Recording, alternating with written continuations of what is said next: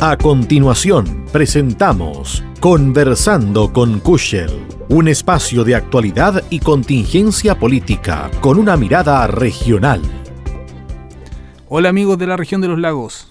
Hoy estamos nuevamente con un programa Conversando con Kuschel. Aquí estamos con Carlos Ignacio. ¿Cómo está? Hola, muy bien, feliz del tema también. Qué bueno. En el programa anterior conversamos harto acerca de la economía, de cuál era el impacto de las votaciones en nuestra vida diaria. Y hoy queremos ahondar en otro aspecto de su vida, que tiene que ver con su carrera como escritor, ya que ha pasado por muchas cosas. Usted se ha desarrollado como ingeniero comercial, economista, político, pero también tiene una gran trayectoria como escritor. Cuénteme un poco acerca de eso. Bueno, hasta ahora con el libro que acabo de editar, que se llama Toponimia, que incluye el significado del nombre de los lugares de nuestra tierra, especialmente de la región de los lagos, de los ríos y también de todo Chile, partiendo sobre la base del trabajo de don Valterio Mayer Rusca, que era un gran conocedor del idioma mapuche aquí en la región, que vino como ingeniero a trabajar en el ferrocarril, se casó con una osornina y aquí quedó para siempre, más los trabajos de los padres Félix de Augusta, Guillermo de Mespach, de Renato Cárdenas en Chiloé, de Rodolfo Casamiquela en Argentina y otros, incluso de Ortiz de Rosa, Domingo Perón, Juan Domingo Perón, que todos se han interesado por el idioma mapuche, huilliche, pehuenche, y en este caso yo agregué también palabras chonas y quechuas en el caso del norte de Chile, pero siempre tomando como base, referencia, orientación el trabajo de don Valterio Mayer Rusca, que me parece magnífico. Pero aquí aumentamos considerablemente ese repertorio de palabras. En el último libro, pero llevo, en total ahora son 6 libros. El primero fue Armas de Familias de Ancestro Español del Sur de Chile, que consiste en los escudos de armas de la mayor parte de las familias de nuestra región, que lo hice con motivo del 5º centenario del descubrimiento de América. Porque aquí la gran base de nuestra cultura, nuestro idioma, nuestra religión principalmente, se derivan de España.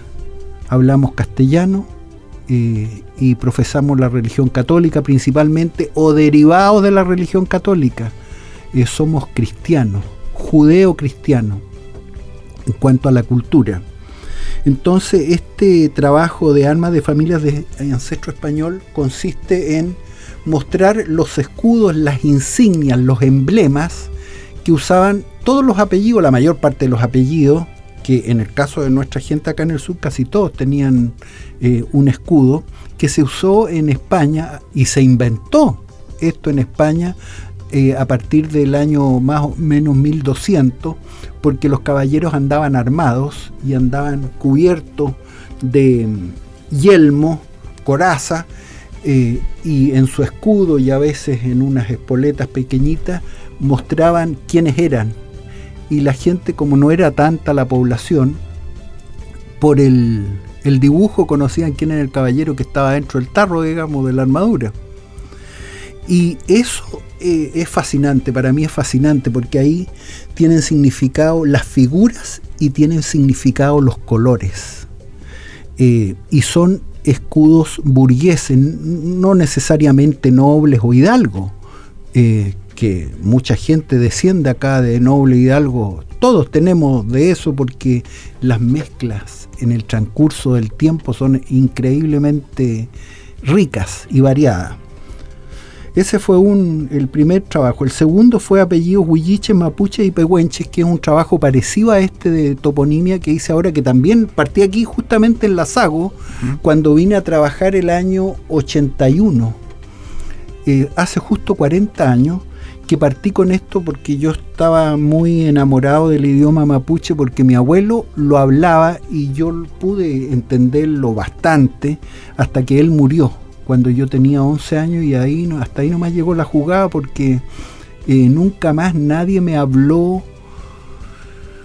me habló ordenadamente del idioma. Después ya eran pedacitos, palabras. Mi papá sabía bastante, mis tíos abuelos, pero ya no era lo mismo que con mi abuelo, que él me daba instrucciones en mapuche.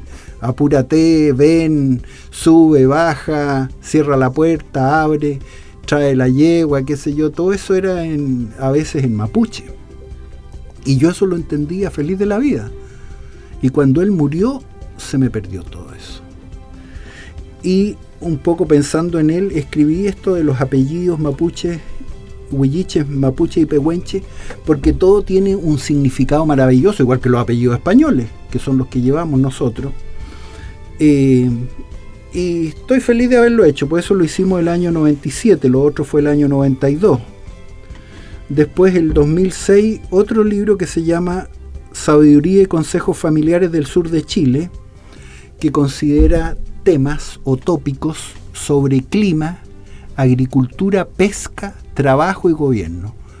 Dichos sobre eso. Tenía también dichos sobre medicina, pero no medicamentos, hierbas, té y cosas así, pero no me atreví a hacerlo porque si después alguien se enferma, a uno le echan la culpa, y como estamos en un país tan infantil y tan ridículo en algunas cosas, no me atreví a ponerlo, pero eso era totalmente interesante, el tema médico, en los dichos y la sabiduría popular. Por ejemplo, antes de leche, échele, y después de leche, no leche. O sea, uno puede, por ejemplo, para exagerar, uno puede comer muchas ciruelas antes de tomar leche, pero después de tomar leche no te conviene comer ciruelas, ¿te fijas? Y eso con todos los productos. Bueno, pero respecto a clima, hay infinidad de dichos. Hay dichos para decir cómo viene el próximo año, cómo viene el próximo mes, cómo viene el invierno, el próximo verano, la próxima semana, la próxima luna, o el próximo día, la tarde, norte claro, sur oscuro. Después, bueno, y señas que dan los animales, que dan los insectos, que dan las nubes. Eso ahí traté yo en su momento de poner las explicaciones científicas de cada una de esas cosas. Por ejemplo, cuando vuelan las golondrinas a ras de suelo, dicen va a llover. Están volando las golondrinas. Pero nadie sabe o ve que las golondrinas vuelan a ras de suelo para capturar moscas, que están a 1 o 2 metros de altura nada más. Y las moscas están a esa altura porque cambia la presión atmosférica y se les depositan minúsculas gotas de agua y no pueden elevarse. Entonces quedan a ese nivel, pero uno no ve ni las moscas, ni las gotas de agua, ni la presión atmosférica. Uno ve las golondrinas. Entonces, la sabiduría popular dice, va a llover porque las golondrinas andan bajo. Eso es lo maravilloso de todo. O sea, una colección de conocimiento que se transmite de generación en generación a través de los dichos, de las y historias. De la observación, de una observación súper precisa. Bueno, hay dichos alemanes, de los alemanes cuando llegaron acá, que decían que, por ejemplo, cuando el volcán Osorno tiene un sombrero, ein Hut, wird das Wetter gut. Y cuando tiene una Mütze, que es una gorra, va a haber Witze, que es temporal, ¿te fijas? O temporal pequeño. Entonces, los mismos alemanes cambiaron algunas cosas o agregaron. Y lo mismo con la agricultura, cuando conviene hacer podas, castrar, según las lunas, es todo maravilloso. Y a mí me fascina, digamos, como decía el mismo don Valterio Mayer Rusca, que él hizo un viaje, creo que desde Alaska a Tierra del Fuego, en auto, el año 40 por ahí. Y su libro se llamó Con los ojos abiertos sobre América. En auto atravesó el canal de Panamá en transbordador, en barco, y con su auto llegó a Tierra del Fuego. Es impresionante el retrato que hace de América, y él sí que observaba todo, con una tremenda cultura. Él además, como era ingeniero suizo, él observaba las edades geológicas, los grandes movimientos geológicos de la antigüedad que dieron forma a los volcanes, los lagos, las cordilleras, los valles. cosa en la que nosotros somos tan ignorantes, tan tristemente ignorantes, y Chile tal vez sea uno de los países geológicos más maravillosos del mundo. Y ahí estamos, ahora estoy con un amigo, Alejandro Mera, viendo algo sobre el agua.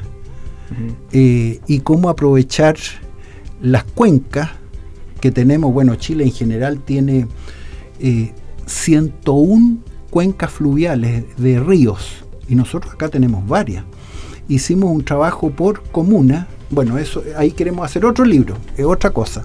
Y mientras tanto hemos estado entregando acá al alcalde y a las autoridades, hemos estado entregando propuestas para hacer embalses, etcétera. Eso es a nivel de la región de los lagos. Sí, solamente las 30 comunas, lo que va quedando en nuestra región de los lagos, que antes eran 42 comunas, ahora somos 30 nomás. Bueno, hay dichos sobre la pesca, cuándo conviene ir a pescar, cuándo conviene ir a recolectar marisco, cuándo el mar va a estar bravo, cuándo, en fin, es todo. Después dicho sobre el gobierno, cuando el gobierno te regala con tu plata, y así dicho sobre, bueno, en general de sabiduría. Por ejemplo, uno que te había comentado: por un clavo se perdió una herradura, por una herradura se perdió un caballo, por un caballo se perdió un mensaje, por un mensaje, no un mensaje de la radio Sago, sino que por un mensaje se perdió la batalla, y por una batalla perdimos la guerra. Quedó la embarrada por un solo clavo. Hay dichos así, esos son dichos españoles, bueno, yo me imagino que deben tener casi 800 años más, no sé cuándo, desde que inventaron los clavos, de la edad de los metales. Hay dichos, como te decía, sobre el trabajo. Al que madruga Dios le ayuda, no por mucho madrugar amanece más temprano. Hay dichos a veces que se contraponen. En el caso del clima también hay dichos que se contraponen. Por ejemplo, en una isla, en la comuna de Calbuco, a un lado de la isla dicen una cosa para que el tiempo esté bueno, y al otro lado dicen la misma cosa para que el tiempo esté malo, porque a veces depende de donde tú estás parado. Después, otra cosa, yo les contaba el tema de las golondrinas, que es lo que uno ve. Por ejemplo, mi abuelo Ignacio Kuchel decía que cuando volaban las telarañas iba a llover, y uno a veces va por la calle o por el campo y se te van quedando pegadas las telarañas en la cara. Bueno, eso quiere decir que va a llover. Y va a llover porque las arañas se dan cuenta que va a llover y se desprenden. A veces han puesto sus telarañas en lugares expuestos a la lluvia. Prefieren el riesgo de salir volando y adherirse a otra cosa desconocida que la seguridad de que las pille la lluvia ahí donde están. Entonces salen volando, pues se desprenden, y es seguro que llueve. Bueno, ahora con sequía, que no llueve nunca, ya no sé cómo van a cambiar estas cosas del clima. Bueno, otro libro, el cuarto libro, es uno sobre las papas de Chiloé, o las papas del sur de Chile. Nosotros, bueno, en Monteverde se encontraron, acá en Puerto Montt, cerca de Puerto Montt, se encontraron 11 papas de 3 variedades antiquísimas de 18.500 años más o menos. 11 papas, que daba como una pasa. Las papas parecían pasa, debajo de capas de fierrillo de 3.000 y 8.000 años, a propósito de la historia geológica que hablaba, que desconocemos tanto. Y esas son como las primeras papas que se conocen acá, que son las más antiguas de la tierra, porque las papas peruanas, que son mucho más abundantes, son más recientes en cuanto a los rastros que quedan de ellas. Y estas 11 papas corresponden a 3 variedades. Bueno, hice este librito sobre la papa con 441 nombres de papas que tenemos acá, que son pocos, porque en Perú hay más de 3.000 nombres para las papas. Nosotros tenemos 441. Los que registré ahora como se están haciendo otras variedades de papas, le están poniendo números nomás. Es igual que con las estrellas, que las estrellas antes eran unas pocas, entonces cada una tenía su nombre. Ahora ya son números, y las galaxias son millones. Las galaxias y las estrellas en la Vía Láctea, que es nuestra galaxia, son millones también, entonces ya no alcanzan los nombres. Eso es lo otro fascinante de mis trabajos, en lo que a mí me gusta, digamos, que es buscar las palabras y traer desde cómo la gente bautiza a las personas, bautiza los lugares, bautiza el universo, cómo le ponemos nombres, y al final terminamos con esos nombres en español, en latín, en griego, que son al final los nombres con los idiomas con los que nos damos vuelta. Nosotros funcionamos con el idioma latino y el idioma griego, increíblemente, y terminamos en eso. Y lo que estamos hablando acá, si uno busca las raíces de lo que estamos hablando, es latino, griego, algo de germano, etcétera, pero principalmente latino. Y otro libro que escribí, un poco ya fuera de estos temas, se llama Logarique, el impacto de los impuestos. ¿Y por qué Logarique? Logarique es una palabra que usaban en el imperio de Bizancio y consistía en una lista de la gente que pagaba impuestos. Y cuando había guerras y trataban de conquistar ciudades que casi siempre estaban amuralladas, se trataba de conquistar a los comerciantes, a los navegantes que pagaban impuestos. Las ciudades eran capacidad para cobrar impuestos, y las ciudades estaban vinculadas a algunas rutas, a algunos caminos, entonces hacían una fortaleza para controlar ese camino, esa ruta, o una ciudad. A la ciudad había que pagar, pasar a alojar, a alimentarse, etcétera, y en eso consistía. Había ciudades de señores feudales o ciudades de obispos, arzobispos. Por ejemplo, Salzburgo, que quiere decir el burgo, la fortaleza de la sal, del camino de la sal que traían de la ruta de la seda, incluso sal a Europa, Alemania, y ahí había un obispo que cobraba impuestos porque pasara con los cargamentos de sal, por ejemplo. Y Logarique era las listas que usaban en el imperio bizantino para ver quiénes pagaban impuestos. Bueno, ahora pagamos todos impuestos, por las buenas o por las malas. Cuando hacemos lesera, pagamos impuestos por lo que se llama el impuesto de inflación. Cuando las cosas suben, por ejemplo, si hacemos muchos retiros del 10%, es mucha capacidad adquisitiva que llega a cambio de un poco crecimiento en la producción, o ningún crecimiento, o caía en la producción. Entonces el mayor poder adquisitivo descontrapesa, aumenta la demanda mucho más allá y aumentan los precios porque no hay producto. Y eso está estudiado 800 veces desde Grecia, Roma, todos los imperios, en fin, y sin embargo aquí estamos ahora provocando de nuevo el impuesto de inflación, con un cuarto retiro, ¿te fijas? Bueno, el tema de los impuestos lo escribí porque como economista, bueno, yo soy economista, pero he escrito columnas y cosas así, pero eso de los impuestos quise redondearlo y no se termina porque como todas las cosas humanas son infinitas, tienen más y más aspectos, más y más recoveco. Pero era lo suficiente como para poder hacer un libro. Sí, era como, a ver, a mí me tocó el año 90, decidimos políticamente subir varios impuestos. Yo tenía 13 razones por las que encontraba que los impuestos eran malos y que podían incidir, sobre todo el impacto en la inversión, que es la capacidad para tener crecimiento y la capacidad para tener empleo y para tener recursos. Porque si no hay inversión, dando solamente poder adquisitivo, pero que nadie invierta para producir, vas a tener puro inflación nomás. Claro. Entonces, yo tenía siempre esa reserva y me acuerdo que se me enojaron unos socios cuando yo les dije, mira, yo tengo 13 razones por las que encuentro que los impuestos no son buenos. Empezamos a ver una por una y se me enojaron y no quisieron seguir discutiendo.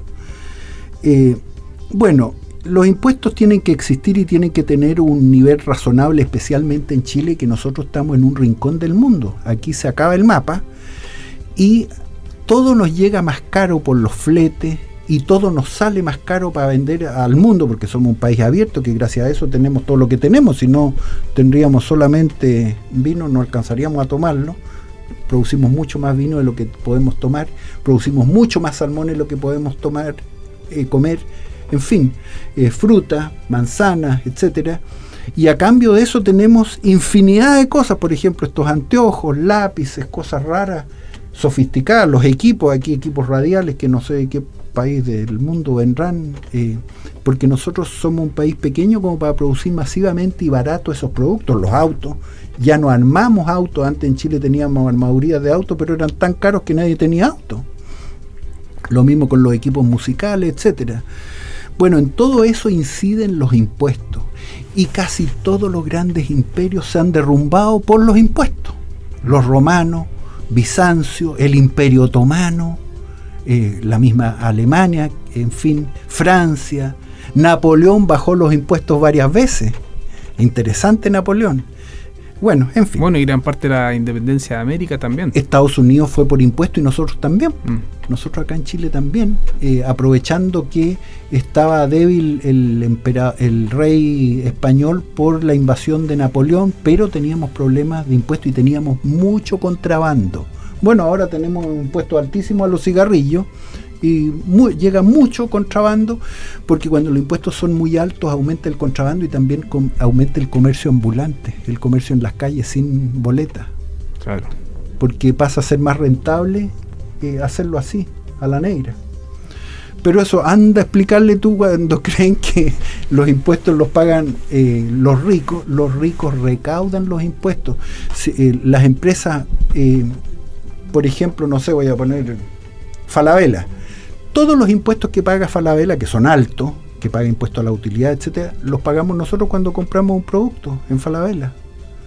Y Falabella tiene inversiones en Chile y en el extranjero, y todas las empresas más o menos que se salvan en el mundo tienen inversiones en todas partes. Entonces van comparando, y si un país se pone muy difícil, poco a poco dejan de actuar en ese país y actúan en otro. Y eso lo hacen las empresas, pero también lo hacen las personas. Los capitales, y detrás de los capitales las personas. Es muy complicado. Hay países que pierden toda su élite empresarial. Por ejemplo, Cuba, toda la élite comercial empresarial que tenía Cuba está en Miami. Y los grandes millonarios de Miami son cubanos que se fueron con lo opuesto a Miami. Y ahora son las personas más ricas. Y toda esa riqueza, si hubieran venido a Chile, quizás nosotros seríamos tan ricos como Miami o Florida. Yo no conozco esos lugares, no he ido, pero he leído harto de eso. Eso pasa. La riqueza mayor de un país son su gente bien educada. Los capitanes de la industria, como decía alguien por ahí, hay ciertos empresarios que rompen todo y crean espacios infinitos. Bueno, Microsoft, Bill Gates, ahora Elon Musk, que tú mismo me comentabas. Hay gente que crea otros mundos desde la empresa. Nunca los gobiernos son capaces de crear otros mundos desde el gobierno. Siempre son gente genial que aparece inesperadamente. Y en este momento en el mundo es cuando tenemos la mayor cantidad de gente genial. Ahora, claro. Vivo. Y jóvenes, más jóvenes que yo, que no es mucha gracia. Claro, el Estado generalmente tiende a cometer los mismos errores que cometieron los estados anteriores. Claro, el Estado tiene una burocracia, y la burocracia es un mecanismo, y ese mecanismo repite su movimiento. La creatividad, la invención es fuera de la rutina, es romper la rutina. Bueno, y ahora eso es sobre el tema de los impuestos, que es muy interesante. No es tan largo el librito. Y ahora que el que me salió más largo es de la toponimia del sur de Chile, o toponimia de la región de los lagos y de los ríos, pero al final es toponimia de todo Chile, porque pusimos un anexo con los principales nombres. Bueno, aquí lo interesante es que, bueno, toponimia, para los que no saben, es el significado de los lugares, ¿cierto? Sí, topo es tierra y nimia es nombre de los lugares de la tierra. Y aquí en la región de los lagos, bueno, en casi todo Chile, tenemos una cantidad importante de lugares que ya tenían su nombre antes de la llegada de los españoles, y ahí es donde su trabajo, que ya lleva 40 años recopilando esto por lo que leí, lo mismo que con los apellidos mapuche, esto fue un trabajo paralelo, se traduce en el libro que ahora acaba de publicar. Claro, porque eso es lo maravilloso también de los españoles y las colonias españolas en el mundo, que conservaron los lugares, el nombre de los lugares, el nombre de las personas, y los estudiaron. Hay sacerdotes, especialmente sacerdotes jesuitas, que estudiaron la flora, fauna, la geología, la geografía, y eso todo lo heredamos nosotros. Entonces también esto es un poquito un homenaje a mis profesores del Colegio San Javier de Puerto Montt. Muy interesante el tema. Esto da para conversar horas y horas. Así es. Así que la vida es magnífica. Sí, hay mucho que todavía nos queda por descubrir acerca de nuestra región, de dónde estamos, qué es lo que ha significado esto para las personas que nos precedieron, y dejarles ese legado también a los que nos van a seguir. Sí, eso me estimuló a mí, porque a mí me pasó que de repente se me cortó mi abuelo, que yo lo veía como que yo iba a aprender siempre de él, y se murió, pero yo quedé aprendiendo. Con el empujón que él me había dado, yo quedé aprendiendo, ¿te fijas? Y lo escribo para que esté al alcance de todos. Aquí hay errores, hay muchos errores y omisiones en mis trabajos, muchos errores, que yo después reviso, los veo y los encuentro. Pero prefiero aún así, con esos errores, entregarlo, porque yo creo que es un peldaño más arriba que uno avanza, sube. Eso es lo que hay que hacer, avanzar. Bueno, Carlos Ignacio, agradezco mucho esta conversación. Espero que podamos seguir conversando las próximas semanas. Les damos las gracias a todos los auditores y nos vemos la próxima semana nuevamente aquí en este mismo espacio. Muchas gracias Jaime, muchas gracias Felipe, y hasta luego a todas las auditoras y auditores de Radio Sago, la radio grande del sur de Chile. Hemos presentado Conversando con Kuschel, un espacio de actualidad y contingencia política con una mirada regional. Las opiniones expresadas en el programa que acaban de escuchar son de exclusiva responsabilidad de quien las ha emitido y no representan necesariamente el pensamiento de esta emisora.